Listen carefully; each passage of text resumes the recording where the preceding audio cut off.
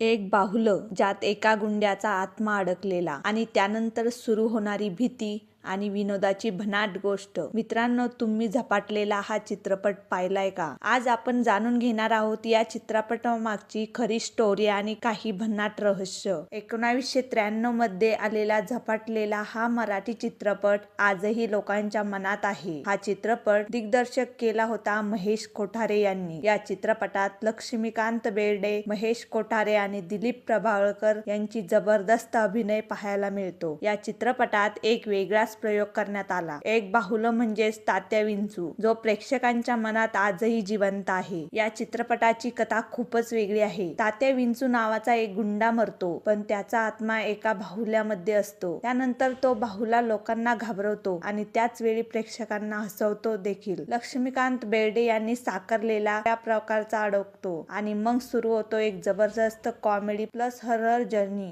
या चित्रपटाची सर्वात खास गोष्ट म्हणजे तात्या विंचू ही बाहुली खरं वाटेल इतकी जिवंत दाखवण्यात आली होती.